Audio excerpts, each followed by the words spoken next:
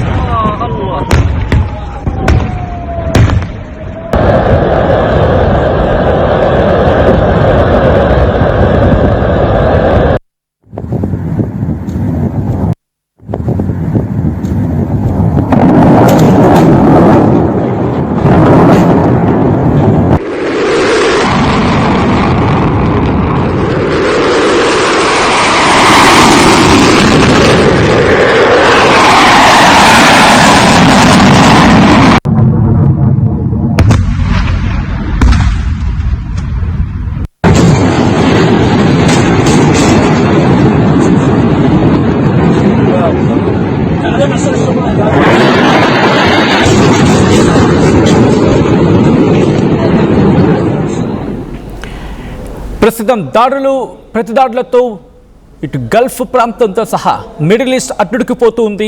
America చేస్తున్న దాడులతో Iran చేస్తున్న దాడులతో గల్ఫ్ దేశాలు కునుకు లేకుండా బతుకుతూ ఉన్నాయి. కంటి మీద కునుకు లేకుండా ఉన్నాయంటే అర్థం చేసుకోవచ్చు. ప్రతిదాడులతో ప్రస్తుతం మధ్యప్రాచ్యం మంటల్లో చిక్కుకుందా అంటే అవునన్న మాట వినిపిస్తోంది. ఇంతవరకు అమెరికా నువ్వు దాడి చేస్తే నేను చూశాను, ఇప్పుడు నా దాడులంటే ఏంటో చూపిస్తాను, నీ సైనికుడిని ఒక్కొక్కరిని మట్టు పెడతానంటూ ఇరాన్ వార్నింగ్ ఇస్తూ ఉంది. ఈ క్రమంలోనే అమెరికన్ సైనికుని టార్గెట్గా ఇరాన్ దాడులకు పాల్పడింది. మీరు చూడొచ్చు యుఎస్ సెంట్రల్ కమాండ్ చేసిన ట్వీట్ ఇది. Today at 4 p.m. ET, US forces begin a new round of strikes against Iran at the commander-in-chief's direction. The strikes are designed to further degrade Iranian military capabilities used to attack commercial shipping in the Strait of Hormuz అంటూ కూడా US central command చేసిన tweet ఇది. దీంతో పాటు Trump కూడా tweet చేయడం జరిగింది. Trump ఏమంటూ ఉన్నాడు, every time Iran kills an American soldier they will pay for that killing many times over. This directive has been passed on to Secretary of War Pete Hegseth, Chairman of the Joint Chiefs of Staff Daniel Kane, and every leader in the military.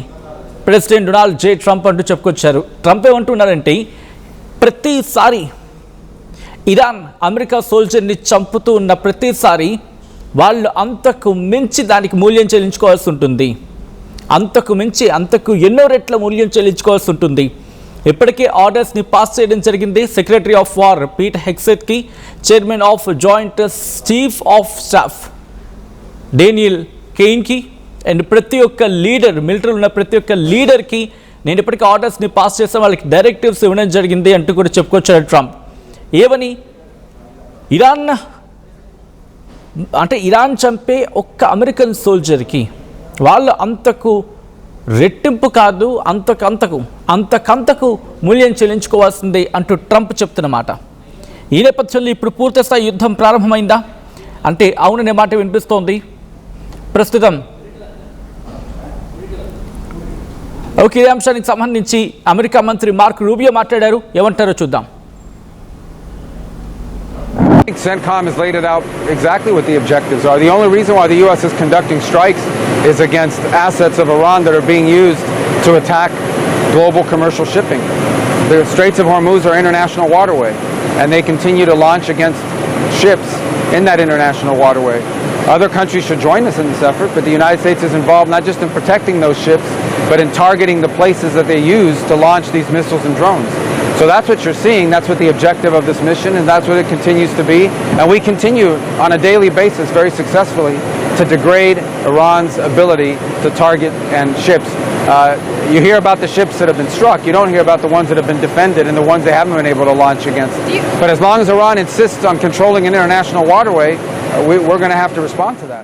CENTCOM has laid it out exactly what the objectives are. ప్రస్తుతం US secretary of state mark Rubio చేసిన statement మీరు చూశారు. చాలా గట్టిగా warning ఇస్తూ ఉన్నారు. ఎక్కడైనా America విషయంలో ఎవరైనా దుష్ప్రవర్తన చేస్తే, అమెరికా పట్ల ఎవరైనా తేడాగా వ్యవహరిస్తే, అమెరికాని ఇబ్బంది పెట్టేలా కనుక ప్రయత్నాలు చేస్తే వాళ్ళకి అంత సమాధానం చెప్తామని లెక్కలో ఆయన మాట్లాడుకొచ్చారు. ఈ సందర్భంలో ఇరాన్ కూడా అదే రేంజ్లో రియాక్ట్ అవుతూ ఉంది. ఇరాన్ అధ్యక్షుడు అఫ్కోర్స్ రిజిగ్నేషన్ ఇచ్చాడని చెప్తూ ఉన్నారు. అక్కడ ప్రస్తుతం పొలిటికల్ యాక్టివిటీస్ ఏ స్థాయిలో ఉన్నాయో మనం ఎక్స్పెక్ట్ చేయలేం.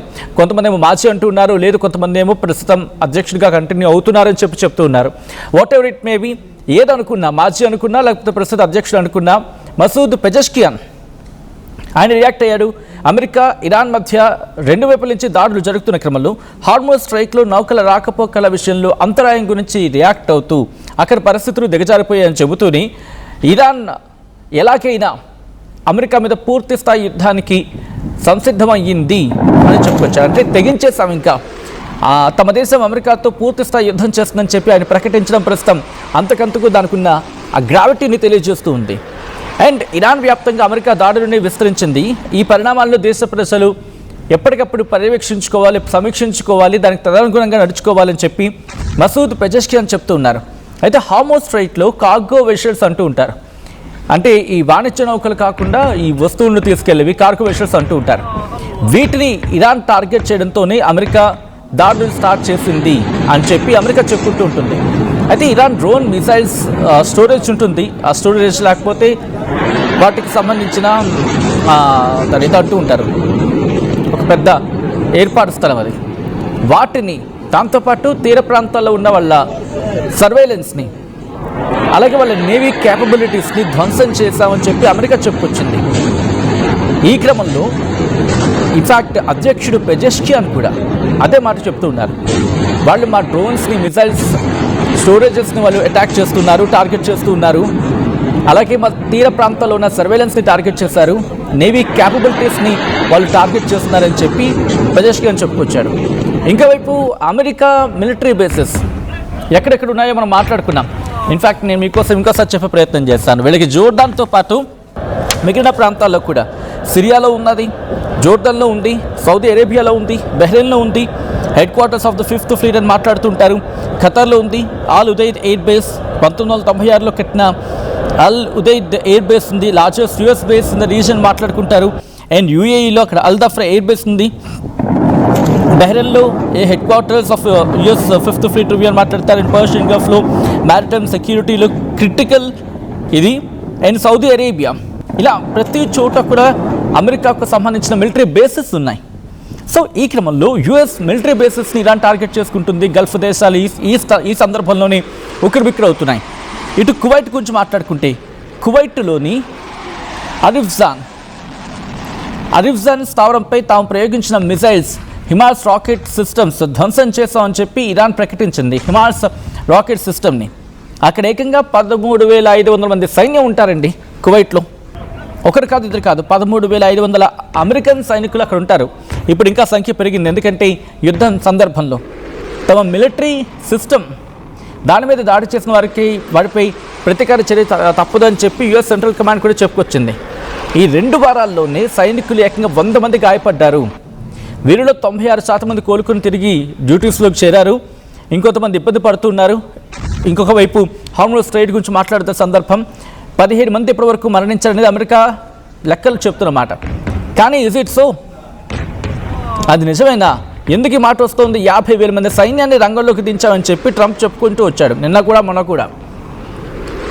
యుఎస్ సెంట్రల్ కమాండ్ పోనీ ట్రంప్ అబద్ధం చెప్పాడు అనుకుందాం ఫర్ వైల్. కానీ ఇక్కడ ట్రంప్ చెప్తున్న విషయాన్ని పక్కన పెడితే యుఎస్ సెంట్రల్ కమాండ్ ఏమవుతుంది?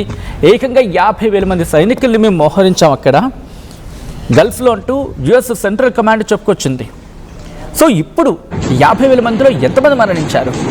ఇంత దాడులు తీవ్రతరం అవుతూ ఉంటే ఏకంగా పోర్టులు లేపేస్తూ ఉన్నారు, మిలిటరీ బేసెస్ని టార్గెట్ చేస్తూ ఉన్నారు.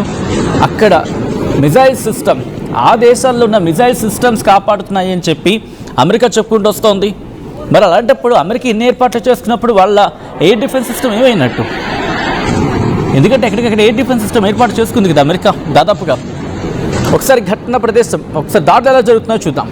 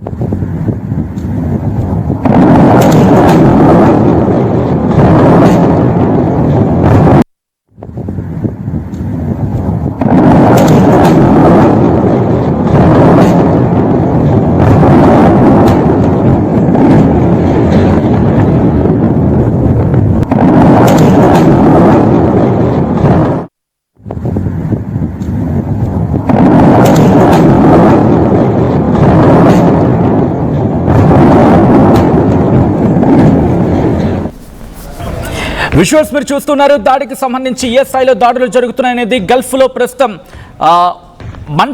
మంటలు రాజుకున్నాయి అనుకోవడంలో ఎటువంటి అతిశక్తి లేదు. నేను మరి కాసేపట్లో లైవ్లోకి ఇన్ఫ్యాక్ట్ జూమ్ ద్వారా జాయిన్ అయ్యి మీకు ఆ డీటెయిల్ని ఎక్స్ప్లెయిన్ చేయబోతూ ఉన్నాను. అంటే ఎక్కడ ఏ స్థితిలో ఉన్నాయి, ఎటువంటి సిచ్యువేషన్స్ ఉన్నాయి, ఎటువంటి బేసెస్ ఉన్నాయి, ఎందుకు టార్గెట్ చేసుకుంటుంది, ఏ ప్రాంతాన్ని టార్గెట్ చేసుకుంటుంది, ఇరాన్కి సంబంధించి ఎక్కడ టార్గెట్ చేసే అవకాశం ఉంది, వీటి గురించి మాట్లాడుకుంటున్న సందర్భం. ఇప్పుడు ఏం జరగచ్చు? మిడిల్ ఈస్ట్లో అయితే మాత్రం యుద్ధ మేఘాలు కమ్ముకుంటూ ఉన్నాయి. ఇటువంటి నేపథ్యంలోని ఇటు ఇరాన్ కూడా అలర్ట్ అయింది, పూర్తిగా తమ ప్రాంతాన్ని అదుపులోకి తీసుకునే ప్రయత్నం చేస్తుంది. అమెరికా ఏ క్షణానైనా పూర్తి స్థాయిలో దాడులకు దిగచ్చు అంటూ కూడా చెప్పుకుంటున్న సందర్భంలో 2-3 రోజులు అయిపోయింది, ఇక తగ్గేదే లేదు అంటూ ఉంది ఇరాన్.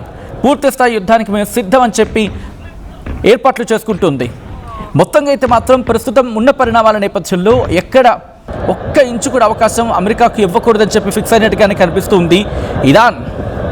మరి ఈ నేపథ్యంలో అమెరికాను పూర్తిగా మట్టుబెట్టడం ఇరాన్కు సాధ్యమేనా? అమెరికాను పూర్తిగా మట్టుబెట్టడం ఎందుకంటే లెట్ మీ ఎక్స్ప్లెయిన్. మరి కాసేపట్లో క్లియర్గా మీకు ఎక్స్ప్లెయిన్ చేసే ప్రయత్నం చేస్తాను.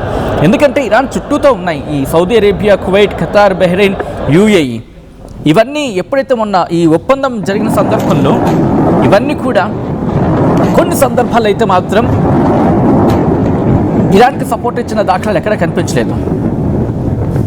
సో ఇప్పుడు ఇవన్నీ ఒప్పుకుంటాయా? That is a biggest question mark. ప్రస్తుతం ఉన్న పరిస్థితుల్లో వీళ్ళు ఒప్పుకుంటారని అంటే కనుక బిగ్గెస్ట్ క్వశ్చన్ మార్క్. ఎందుకంటే అయతుల్లా అలీ ఖమేనీ ఆయన మరణించినప్పుడే ఏ ఒక్కరు కూడా వెళ్ళలేదు. వీళ్ళకి సంబంధించి కొంతమంది మాత్రం వెళ్ళారు గల్ఫ్ దేశాల నుంచి, కానీ పశ్చిమ దేశాల నుంచి ఏ ఒక్కరు రాలేదు. వీళ్ళు కూడా టార్గెట్ చేసుకుని చెప్పి గతంలో వీళ్ళే చెప్పుకొచ్చారు, ఇరాన్ చెప్పుకొచ్చింది. అండ్ రీసెంట్గా అయతుల్లా అలీ ఖమేనీకి సంబంధించి అత్యంత సన్నిహితుడు ఇరాన్ సుప్రీం లీడర్ ముజ్తబా ఖమేనీకి అత్యంత సన్నిహితుడుతో పాటు సీనియర్ మిలిటరీ కమాండర్ ఆయన మాట్లాడుతూ 2-3 రోజులు వేచి చూస్తాం, ఆ తర్వాత అమెరికా దాడి కాదు, మేము డిఫెన్స్లో కాదు అఫెన్స్లోకి వెళ్తాం, ఇక్కడి నుంచి మా ప్రతాపం అంటే ఏంటో చూపిస్తాం, దాడులు అంటే చూపిస్తామని చెప్పుకొచ్చిన సందర్భం. అంటే దాడులు ఏ తరహాలో ఉండబోతున్నాయో చెప్పుకొస్తూ ఉన్నాయి. ఇప్పటికే F-16, F-22, F-35, మరీ ముఖ్యంగా 30 KC-135 అంటే ఈ ఎయిర్ ఫ్యూలింగ్ గురించి మాట్లాడుకుంటుంటారు. యుఎస్ మిలిటరీ ఇప్పటికీ 50,000 మంది సైన్యాన్ని అక్కడ మోహరించింది. న్యూమరస్ బేసెస్ ఉన్నాయి. దీంతోపాటు అక్కడ వాళ్ళకి సంబంధించి ఈ వార్షిప్స్ కూడా అక్కడే డిప్లాయ్ చేయడం జరిగింది. సో ఇటువంటి క్రమంలో ఇప్పుడు ఏం జరిగే అవకాశం ఉందనేది ఆందోళన కలిగిస్తున్న అంశం. ఎందుకంటే చుట్టూతో ఎక్కడ చూసినా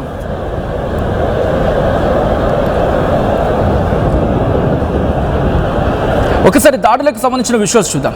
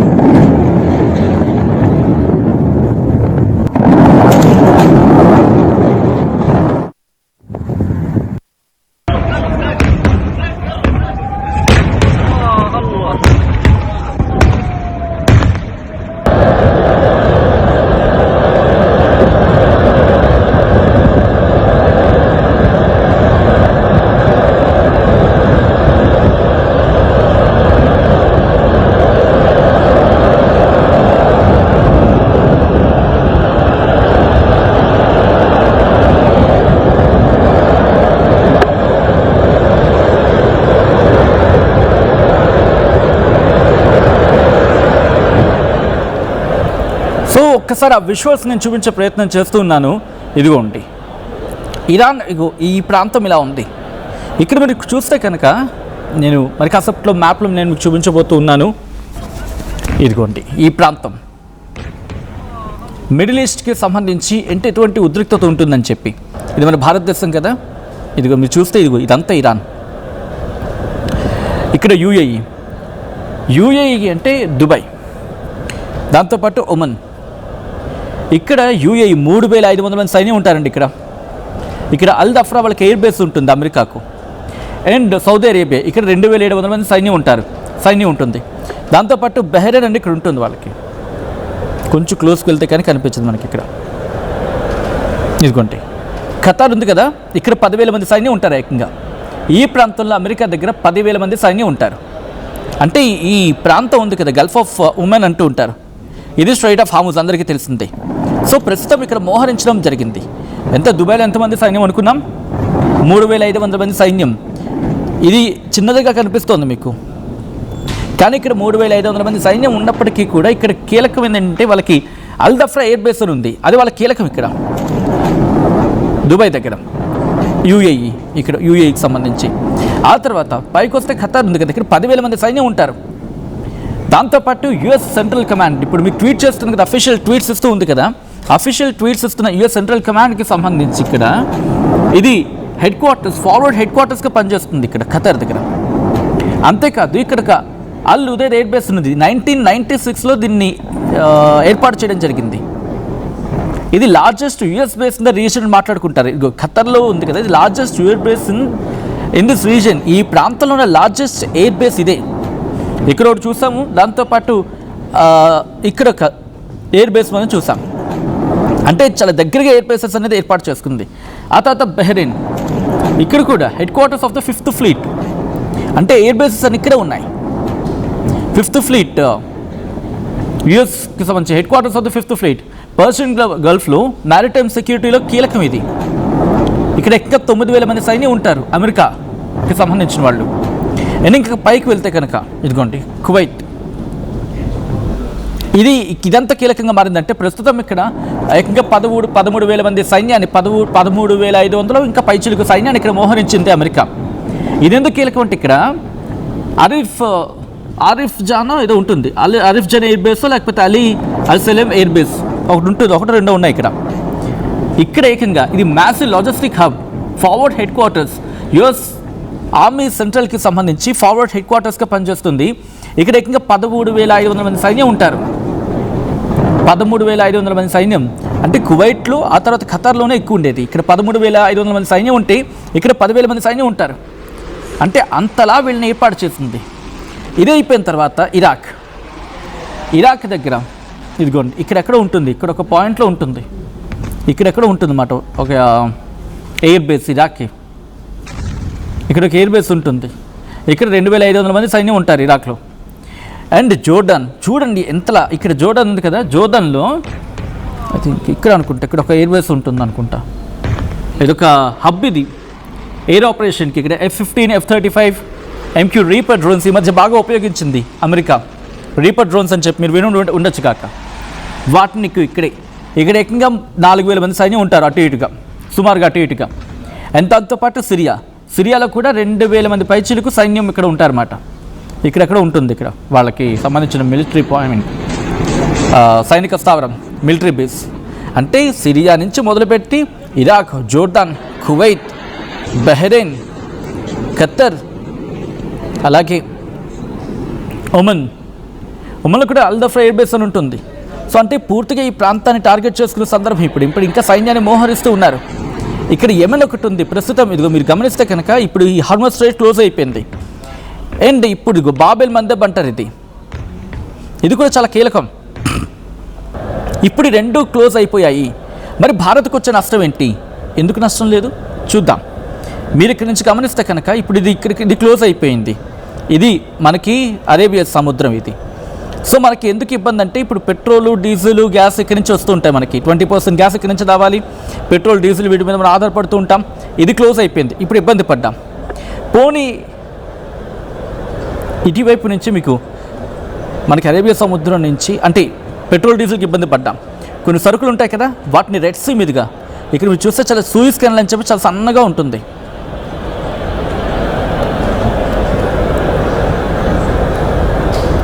ఇదిగోండి నేను దగ్గరికి తీసుకెళ్ళే ప్రయత్నం చేస్తున్నాను. ఇదిగోండి సూయిజ్ కెనాల్ అంటారన్నమాట. సో ప్రస్తుతం ఈ సూయిజ్ కెనాల్ నుంచి గల్ఫ్ ఆఫ్ సూయిజ్ నుంచి ఇదిగోండి ఇలా వస్తాయి అన్నమాట. వెస్ట్ నుంచి మనకు వచ్చేవి, వెస్ట్రన్ కంట్రీస్ నుంచి ఇదిగోండి ఈ ప్రాంతాల నుంచి ఇలా వచ్చి సూయిజ్ కెనాల్ మీదుగా రెడ్ సీ ద్వారా బాబెల్ మందబ్ నుంచి గల్ఫ్ ఆఫ్ ఏడెన్లోకి ప్రవేశించి అరేబియా సముద్రం ద్వారా మనకి ఇండియాకి చేరుకుంటాయి. కాబట్టి మన భారత్కి ఇప్పుడు ఇబ్బంది ఎందుకంటే ఇప్పుడు దీన్ని క్లోజ్ చేశారు, ఇది క్లోజ్ అయిపోయింది. దీంతోపాటు ప్రస్తుతం దీన్ని కూడా క్లోజ్ చేస్తామని చెప్పి ఇరాన్ చెబుతూ ఉంది. అంటే ఎమెన్ అనేది వీళ్ళకి ప్రాక్సీ దేశం, ఇక్కడ హౌతీస్ ఉంటూ ఉంటారు. కాబట్టి ఇది బ్లాక్ అయింది, బాబెల్ మందబ్ బ్లాక్ అయింది. కాబట్టి ఇప్పుడు మనకి ఏ సరుకు రావాలన్నా నేను కాస్త ఇంకా జూమ్ అవుట్ అయితే ఇదిగోండి చూడండి. ఇప్పుడు మనకి ఏ సరుకు రావాలన్నా ఇక్కడి నుంచి ఇదిగో ఇలా రావాలన్నమాట. అది దాదాపుగా 20,000 కిలోమీటర్లు ఎంతో ఉంటుంది. ఇది సబ్జెక్ట్ ద కరెక్షన్. సో మీకు ఇక్కడ 5 కిలోమీటర్లు నేను మాట వస్తే చెప్తున్నా, 5 కిలోమీటర్లు వచ్చిన దానికి ఆ తర్వాత చుట్టూతా తిరిగి వచ్చిన దానికి ఎంత డిఫరెన్స్ ఉంటుంది. సో మనకి భారీగా ఆ కాస్ట్ పెరిగే అవకాశాలు ఉంటాయి యుద్ధం కనుక కంటిన్యూ అయితే. ఎందుకంటే నేను కొంచెం డౌన్ చేస్తున్నాను. ఓకే కొంచెం ఎస్. ఇక్కడ ఇది బ్లాక్ అయిపోయింది. ఇది స్ట్రెయిట్ ఆఫ్ హార్మోస్, ఇది బాబెల్ మందేబ్. మనకి ఇదైతే పెట్రోల్ డీజిల్ వీటి గురించి. అండ్ ఇది విదేశాల నుంచి మనకి రావాలంటే మరి ముఖ్యంగా వెస్ట్రన్ కంట్రీస్ నుంచి పశ్చిమ దేశాల నుంచి రావాలంటే ఫ్రాన్స్ నుంచో, ఇటలీ నుంచో, గ్రీస్ నుంచో, లేకపోతే ఇదిగోండి బెలారూస్, యుక్రెయిన్ వీటి నుంచి ఏదైనా అనుకుంటే కనుక మనకి ఇదే. సో రష్యా నుంచి కొన్ని సందర్భాల్లో, లేకపోతే యూకే నుంచి ఏవైనా రావాలంటే మనకు వచ్చేది దీని నుంచే. ఇక్కడ నుంచి ఫ్రాన్స్ నుంచి ఇదిగో వెషల్స్ ద్వారా ఇలా వస్తాయి. దీని ద్వారా ఇక్కడ సూయజ్ కెనాల్ ఉంటుంది, సూయజ్ కెనాల్ ద్వారా ఇలా వస్తుంది. ఇది రెడ్ సీ మీదుగా గల్ఫ్ ఆఫ్ బాబెల్ మందేబ్ అని ఉంటుంది. ఇక్కడ బాబెల్ మందేబ్ నుంచి ఇక్కడ నుంచి గల్ఫ్ ఆఫ్ ఏడెన్ అనుకుంటా, Gulf of Aiden, right. Gulf of Aiden ద్వారా అరేబియా సముద్రంలోకి ఇది అడుగు పెడుతుంది. సో ఇప్పుడు కనుక మనకి ఇది కూడా బ్లాక్ అయిపోతే యుద్ధం కారణంగా మనకి ఏమైనా రావాలన్నా ఇటు నుంచి ఇదిగో ఇలాగే ఇదిగోండి ఇలా వచ్చి ఇలా రావాలి మనకి. సో మనకి బంగాళాఖాతం కాదు, హిందూ మహాసముద్రం దిక్కు. ఇంకప్పుడు హిందూ మహాసముద్రమే ఇప్పుడు మనకి దిక్కు అవుతుంది. అప్పుడు రేట్లు పెరిగే అవకాశం ఉంటుంది. అందుకే ఇప్పుడు విచారం వ్యక్తం చేస్తుంది ప్రపంచం. ఇప్పుడు వాళ్ళిద్దరు కొట్టుకుంటే మనకేమని అనుకోవడానికి కారణం వదిలేయలేం, ఎందుకంటే పరిస్థితి అంత దారుణంగా ఉంది కాబట్టి. Back to the visuals. ఒకసారి దాడులకు సంబంధించి విజువల్స్ చూద్దాం. ఆ దాడి తీవ్రతరం అవుతుంది. అమెరికా ఇరాన్ మధ్య ఉద్రిక్తతలు పరాకాష్ఠకు చేరుకుంటున్న సందర్భం ఇది. ఈ నేపథ్యంలో మీరేమనుకుంటూ ఉన్నారు? ఒకసారి మీ అభిప్రాయాన్ని కామెంట్ చేయండి. బట్ బిఫోర్ దట్ ఈ కథను మిమ్మల్ని కాస్త కలవరపరచచ్చు. దీనికి సంబంధించి తగిన జాగ్రత్తలు తీసుకోవాలని ఆర్టీవీ సూచించడం జరుగుతోంది. This is a disturbing content. వీరి డిస్క్రిప్షన్ ఇస్ హైలీ అడ్వైజ్డ్. ఆ విజువల్స్ చూద్దాం.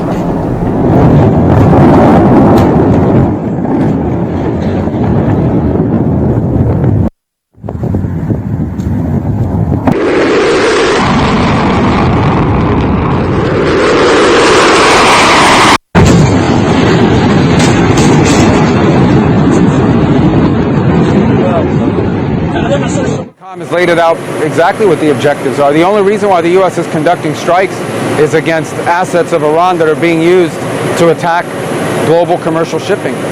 The Straits of Hormuz are international waterway, and they continue to launch against ships in that international waterway. Other countries should join us in this effort, but the United States is involved not just in protecting those ships, but in targeting the places that they use to launch these missiles and drones. So that's what you're seeing. That's what the objective of this mission, and that's what it continues to be. And we continue on a daily basis very successfully to degrade Iran's ability to target and ships. You hear about the ships that have been struck. You don't hear about the ones that have been defended and the ones they haven't been able to launch against. But